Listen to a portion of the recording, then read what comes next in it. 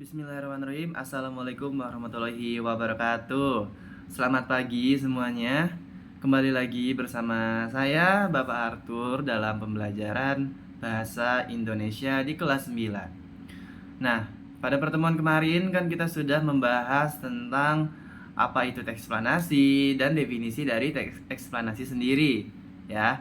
Nah, pada pembelajaran hari ini, anak-anak sekalian, kita akan melanjutkan dari materi yang sudah kita pelajari pada hari sebelumnya, yaitu kita akan mempelajari tentang bagaimana sih cara mengevaluasi teks eksplanasi ini pada poster-poster. Nah, seperti itu.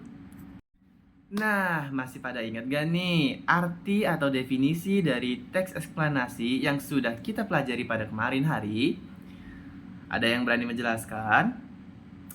Yap, betul sekali Dono. Jadi, teks eksplanasi ini merupakan teks yang menjelaskan suatu fenomena secara ilmiah maupun secara faktual melalui hubungan sebab akibat yang logis.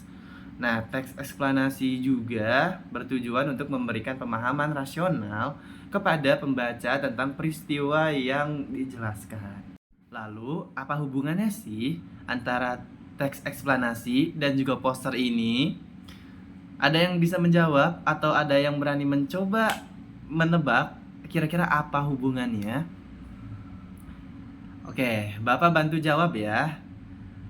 Jadi, sebelum kita menemukan hubungan dari teks eksplanasi dan juga poster ini, kita harus tahu dulu anak-anak, apa itu artinya poster. Nah, pasti di sini kalian ramah kan dengan yang namanya poster. Tapi terkadang kita tuh tidak sadar gitu bahwa benda yang kita lihat itu bernama poster. Nah, contoh sederhananya kita biasa melihat di mading sekolah. Itu kan biasanya suka ada poster ya, ada poster entah itu ada kegiatan dari OSIS ataupun pengumuman kejuaraan lomba dan sebagainya. Ada pula poster-poster yang dipasang di jalanan seperti pada billboard ataupun di tiang-tiang listrik. Nah, itu juga termasuk poster. Nah, lalu apa sih artinya poster ini? Nah, poster ini merupakan media komunikasi secara visual yang digunakan untuk menyampaikan pesan, imbauan, ataupun informasi secara singkat dan juga menarik kepada khalayak umum atau orang-orang yang membacanya. Nah, jadi poster ini digunakan ya seperti yang tadi Bapak jelaskan untuk menginformasikan misalnya ada pemenang lomba di sekolah ataupun bahkan ada informasi perlombaan. Nah, itu bisa dipakai atau bisa digunakan di dalam poster seperti itu. Dari kalian pasti ada yang bertanya, "Pak, memangnya penting ya untuk bisa mengevaluasi teks eksplanasi pada poster ini?" Nah, izin Bapak menjelaskan ya. Kita di sini mengikuti perkembangan zaman. Seiringnya pertumbuhan peradaban atau perkembangan zaman ini, kita seringkali atau sangat-sangat bersinggungan dengan hal-hal yang berbau visual. Contohnya saja seperti ini. Pada pembelajaran di kelas, kita juga kerap kali saat presentasi kita menggunakan apa? Menggunakan salin dia. Betul. Lalu juga saat kita ingin iklan dalam perusahaan, misalnya di kantin misalnya ya, di kantin, ibu-ibu kantin untuk bisa mengiklankan produk beliau atau memberikan informasi harga-harga jajanan yang ada di kedai tersebut, itu kan menggunakan apa? Menggunakan poster, betul sekali. Nah, jadi poster ini sangat-sangat bersinggungan dengan kehidupan kita, apalagi di era visual seperti zaman ini. Maka dari itu, mari kita mulai dari mengidentifikasi dua poster yang akan dikirimkan Bapak atau Bapak akan pertunjukkan kepada kalian. Silakan lihat di sini ya.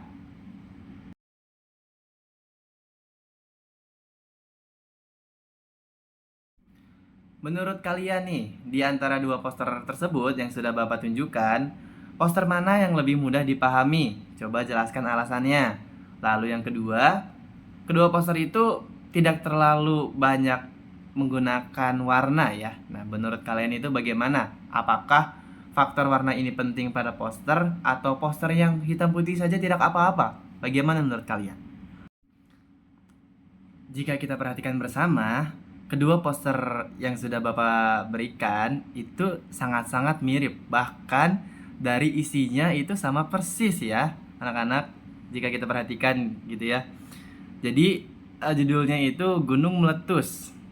Nah, jadi maksud dari penyampaian poster ini adalah menyampaikan fenomena gunung meletus dan bagaimana sih untuk menyikapinya. Seperti itu kan?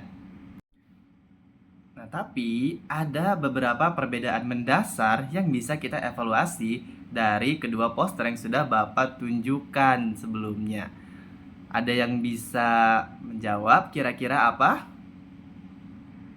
Kita mulai dari pertanyaan nomor 1 terlebih dahulu ya. Nah, yaitu pertanyaan nomor 1, poster mana yang kira-kira lebih mudah dipahami? Jika kita perhatikan kan memang betul ya, kedua poster ini sangat-sangat mirip, bahkan dari isinya pun sama. Tapi ada perbedaan mendasar, yaitu pada poster pertama itu bisa dibilang lebih lengkap dibandingkan poster kedua. Kenapa? Nah, kita bisa melihatnya nih anak-anak. Di bawah judul Gunung Meletus, lalu di bawahnya ada sedikit ringkasan tentang letusan gunung berapi.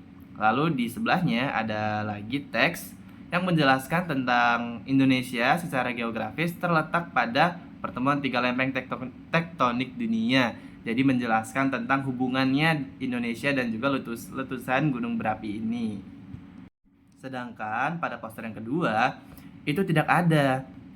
Hanya ada judul Gunung Meletus dan juga di bawahnya langsung ke tanda erupsi. Jadi bisa kita simpulkan untuk efektivitas atau untuk kejelasan informasi yang baik dan benar yaitu ada di poster pertama. Betul. Jadi di poster pertama ini merupakan informasi yang lengkap dan juga jadinya mudah dibaca karena kita sudah tahu gitu ringkasannya. Kenapa kita harus peduli dengan Gunung Meletus ini ya, karena kita orang-orang Indonesia, masyarakat di Indonesia sangat bersinggungan karena Indonesia secara geografis terletak di lempeng tektonik seperti itu ya, di Samudra Pasifik. Beranjak ke pertanyaan nomor 2, ada yang berani menjawab atau ada yang ingin menjawab? Iya, betul. Jadi pertanyaan nomor 2 kan, kedua poster ini tidak memiliki banyak warna ya. Apakah itu efektif atau bagaimana?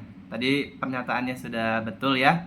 Jadi kedua poster yang sudah Bapak berikan itu hanya memiliki satu tema warna, walaupun bukan satu warna ya.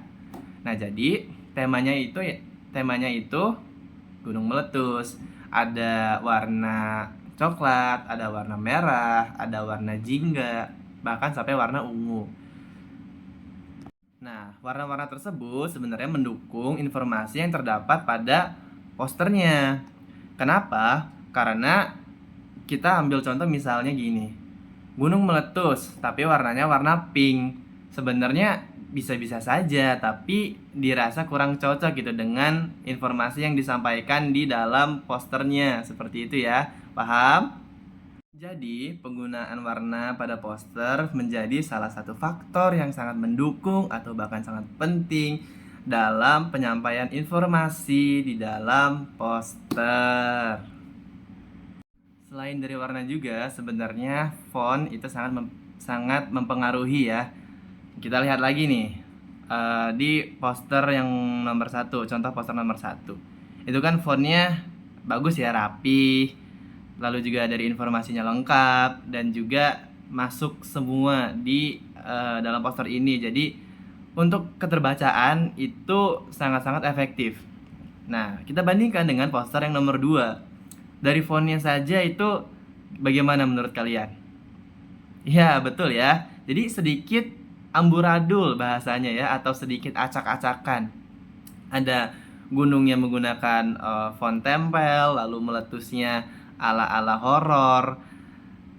Sebenarnya itu bisa mendukung suasananya pesan yang ingin disampaikan di dalam poster ini. Tetapi jika kita sandingkan atau bandingkan dengan poster yang pertama, efektivitas keterbacaan itu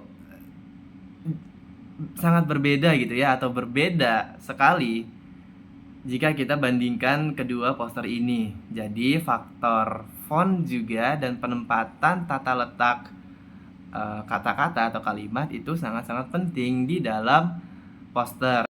Nah, baiklah. Setelah Bapak jelaskan tadi dan juga dari anak-anak sekalian sudah aktif gitu ya membantu Bapak menjawab dua pertanyaan yang sudah Bapak berikan tadi dan menjelaskan kira-kira apa sih perbedaan kedua poster ini. Bapak akan memberikan tugas kepada kalian semua untuk bisa dikerjakan dan kita akan langsung praktik mengevaluasi teks eksplanasi pada poster yang akan Bapak berikan di asesmen sumatif yang akan Bapak tampilkan. Ini dia. Sudah? Alhamdulillah sudah. Bagi yang belum, silahkan kerjakan dan selesaikan. Nanti Bapak akan tunggu kalau bisa dikumpulkan setelah jam pelajaran atau setelah hari ini selesai. Alhamdulillah, materi pembelajaran hari ini sudah kita rampungkan bersama. Ada yang ingin mencoba menyimpulkan? Ya, baik, terima kasih. Jadi, kesimpulan dari pembelajaran hari ini dari penjelasan poster dulu ya. Poster merupakan media komunikasi visual yang digunakan untuk menyampaikan pesan, imbauan, atau informasi secara singkat dan menarik kepada khalayak umum. Dalam mengevaluasi poster ini, peserta didik atau Bapak dan juga anak-anak sekalian itu perlu memperhatikan 4 aspek utama, yaitu informasi yang sudah Bapak jelaskan, tata letak, warna, dan juga judulnya gitu ya. Apakah nyambung dengan pesan yang ingin disampaikan. Lalu, informasi yang disampaikan juga harus jelas dan juga mudah dipahami. Nah, tata letak ya, seperti yang tadi Bapak jelaskan, harus rapi serta membantu memperkuat makna yang ingin disampaikan pada poster tersebut. Lagi-lagi ya.